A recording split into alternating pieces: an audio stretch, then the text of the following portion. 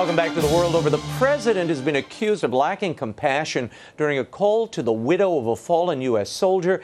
And President George W. Bush has come out of retirement, and he seems to be critiquing President Trump. With analysis, I'm joined by intelligence expert and former deputy assistant to the president, Dr. Sebastian Gorka, returns to the program. Thank you for being here. Thanks, Raymond. I want to get right into this. George W. Bush addressed a forum on freedom, free markets, and security in New York City Thursday, organized by his Bush Institute. And he took aim at President Trump's border security and to limit levels of legal migration. Just listen to this. The American dream of upward mobility seems out of reach for some who feel left behind in a changing economy. Discontent deepened and sharpened partisan conflicts. Bigotry seems emboldened. Our politics seems more vulnerable to conspiracy theories and outright fabrication. Now, that takes a lot of doing for President Bush to talk about fabrication, weapons of mass destruction, anyone. But your take on fabrication, like the Russian collusion delusion, that kind of fabrication from the left, I'm really disheartened. I was never a huge fan of our former president.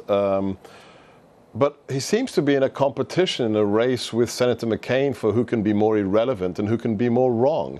We've just come out of 8 years in which the White House drove the division. They looked at us solely based upon our skin color, our ethnic background, our sexual preference, our social class. None of this applies to the president. And I say this again and again, hand on heart. If we had a Bible here, I'd swear on it. There isn't a racist bone in President Trump's body. And if you go to the Trump rallies, these aren't people who divide us. These are people who want to come together. So I'm very disappointed in former President Bush. You, particularly since you've left the employ of the White House, you have championed a nationalist message, a populist message. You and Steve Bannon, whom I know you work closely with. President Bush had something to say about your brand, I think, of nationalism. Watch. We've seen nationalism distorted into nativism. We've forgotten the dynamism that immigration has always brought to America. We see a fading confidence in the value of free markets and international trade, forgetting that conflict, instability, and poverty follow in the wake of protectionism. Is this what you and President Trump and Steve Bannon are engaged in? Protectionism and what the president called, President Bush, a distorted nativism? We are into protectionism of American interests and American workers and American families. The immigration moratorium actually was motivated by national security concerns to protect our countries from the kinds of attacks we've seen in Europe. And also, think about this, Raymond.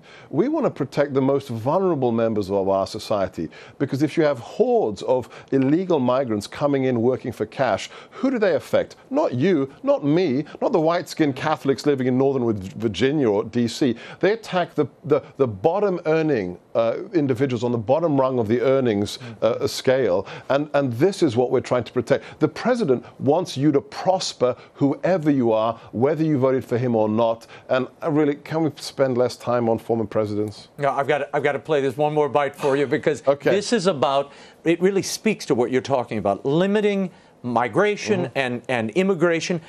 I know you and the president say we're doing this because we need to protect the country. President Bush says you have an isolationist sentiment. Watch. We've seen the return of isolationist sentiments, forgetting that American security is directly threatened by the chaos and despair of distant places. Our security and prosperity are only found in wise, sustained global engagement, in the cultivation of new markets for American goods, in the confrontation of security challenges before they fully materialize and arrive on our shores. What is wrong with wise, sustained global engagement? It seems President Bush wants to have more adventures in the Middle East to stem and stop terrorism abroad because it threatens the homeland. You would say what? So what's happened in the last 8 months? Has President Trump locked himself up in the Oval Office? He's traveled to the heart of the Muslim world. He's traveled to Rome. He's about to go to Asia to talk to our partners in Asia. It's a little technical, but let's be specific here. We aren't isolationists supporting the president, nor is the president. We are non-interventionists. To put it more bluntly, enough of the dumb wars, and to have President Bush lecture us about being isolationist. Maybe he should have been a little bit more isolationist when he was president, and we wouldn't have the disaster of the WMDs and everything else. I want to move on to this Russia investigation, not the one we've been hearing about throughout the last year or so, about collusion between the Trump administration, which doesn't seem to be able, they can't pin it on anybody. Funny that. But they're looking. The investigation goes on. There's another Russian story. Yes. Collusion, the real Russian story. Collusion between the Clintons, who were apparently the beneficiaries via the Clinton Foundation of millions of dollars from Russian interests, and there was a undercover agent for the FBI who made the payments on behalf of these Russian interests. He had all this information. The FBI knew about it. Why are we just hearing about this now, Sebastian Gorka? Because Hillary Clinton didn't win the election. That's why. This is the story. This makes Watergate look like a spat in the kindergarten. We have to doff our cap. Sarah Carter at Circa has done an amazing work to unearth actual pay for play. Literally millions of dollars going into the hands of the Clinton family, Bill himself, $500,000. In speeches from the Russian company involved in the uranium deal, and then payoff, kickbacks to companies in the US, freighting the uranium, and then donations to the Clinton Foundation. This is corruption in its worst form. This is the swamp, and hopefully somebody's going to go to prison. Well, and Hillary Clinton was on the board, we should say, of the group that determined whether the Russians would get the uranium or not. She had to sign off. And they got the uranium. And they got 20% of America's uranium, which is a national security asset. What are the threats of other countries possessing that uranium? Do you think it might have made its way into the hands of the Iranians or the North Koreans or other interests? Look, in Russia, nothing happens without Vladimir Putin say so, especially at geostrategic levels. I'm pretty sure this went straight into the coffers of the Russians, and they're exploiting it mercilessly for their own weapons programs and their own energy programs. Amazing. Let's move on to Steve Bannon, your colleague. He was in Arizona this week, stumping for Kelly Ward, the challenger of Senator Jeff Flake in Arizona. He had this to say, went right after Senator Mitch McConnell, the leader in the Senate. Watch. The last couple of days, Mitch has been saying this big thing. Hey, you got to win. You know, winners make policy, losers go home. Hey, Mitch, note to self, Mitch. Big Luther Strange and little Bobby Corker are both going home. Your folks are going home. Their folks are going to make policy. And guess what, Mitch? It's going to be the policy of the President of the United States, Donald J. Trump, not what you want to do. Sebastian Gorka, is it wise to target the leader of the Senate and incumbents who the president needs to move legislation that has been stalled in the last few months? Let me reply with a question. What has Mitch McConnell done for this president in the last 9 months? What has he produced? He allowed his wife to be on the cabinet. She's the transportation secretary. What has he done in terms of Obamacare? What has he done in terms of tax reform? What has he done at all for this new president? Mitch McConnell looked very worried in that Rose Garden impromptu presser 2 days ago, and rightly so.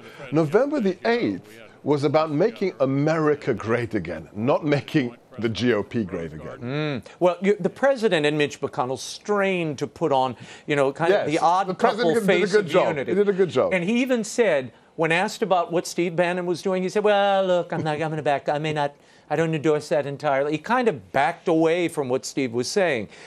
When you look at these races and you burrow down, when you look at the polls for Roy Moore, for instance, very questionable polls. Okay, but Steve Bannon supported Roy Moore. Yes, so did I. He scooped I campaigned for Judge Moore. Okay, that's right. You were there at that rally as well. Right. Roy Moore is right now at 4 points. He's 4 points up above his competitor. Traditionally in Alabama, I lived there for a while. GOP candidates win by 20% He will. or more. He will. The president took 2/3 of the votes in Alabama. This last poll is an outlier. It's based upon bad methodology. I was there. I was in the room. I campaigned. Think about one metric. Mitch McConnell's PAC spent $32 million on Luther Strange. Judge Moore spent $2.4 million. Who won? Judge Moore. Okay, let's move on. Congresswoman Frederica Wilson, I have to get to this. She claimed that President Trump told the widow of a U.S. serviceman killed in Niger that, quote, he knew what he signed up for, but I guess it still hurts. Trump denied the claim, and earlier today, General John Kelly, the White House Chief of Staff, had this to say, a very moving moment in the White House press room. Watch. I was stunned when I came to work yesterday morning and brokenhearted at what I saw a member of Congress doing. A member of Congress who listened in on a phone call from the President of the United States to a young wife, and in his way tried to express that opinion. He's a brave man, a fallen hero. He knew what he was getting himself into because he enlisted. There's no reason to enlist. He enlisted. And he was where he wanted to be, exactly where he wanted to be, with exactly the people he wanted to be with when his life was taken. That was the message. That was the message that was transmitted. It stuns me that a member of Congress would have listened in on that conversation. Absolutely stuns me. And I thought, at least that was sacred. What General Kelly also implied during his statement was that General Kelly advised the president on what to say, that these were things people told him and that consoled the families that he had spoken with.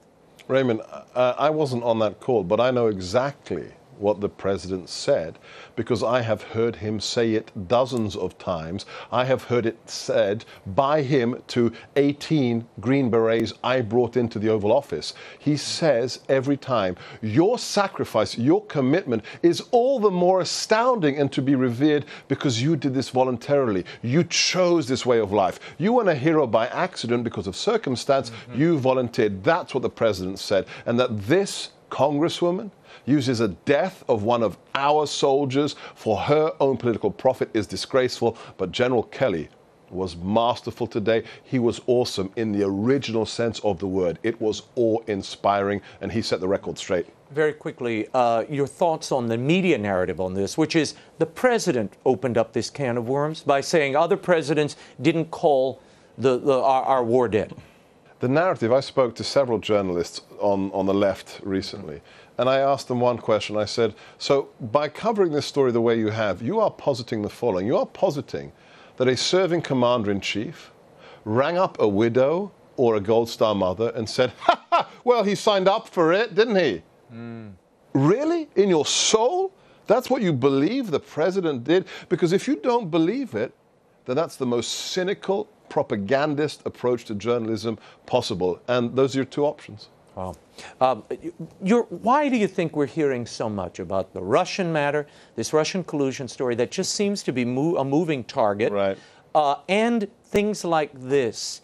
What are we not hearing? Well, we're hearing about lies because they have to avoid discussing the actual facts. What has the president done in 9 months? We've just broken, I made a mistake, I was on Fox Business earlier in the week and I said we've broken the 27th stock market record. The host said no, the 47th stock market record. The stock market has increased by 24% in value since the inauguration. We've decreased illegal migration by 78%. More than 1 million jobs created. NATO has made a commitment to finally pay 2% of their GDP on defense. The list goes on and on and on. But if you talk about the facts, well, then you'll have to give the credit to somebody. And it's not going to be Hillary Clinton. It's not going to be the DNC. It has to be President Trump. That's why you're not hearing it, Raymond. Before I let you go, there was this big story this week. Federal panel, the Fourth Circuit, invalidated. They're saying that a war memorial built 92 years ago, World War I memorial in Bladensburg, Maryland, not far from where we sit tonight, that needs to come down. It's unconstitutional and must be destroyed. Your thoughts? I'll just quote my former boss. I spoke at the FRC summit at the weekend, and so did he, so did Steve. And he said, Merry Christmas. We're pushing back on the culture war, whether it's memorials, whether it's celebrating our faith at the right season. So watch out, you SWJ culture warriors, because there's a different wind blowing through this city, and President Trump is blowing it the most. We'll continue to watch. Sebastian Gorka, thank you for being here.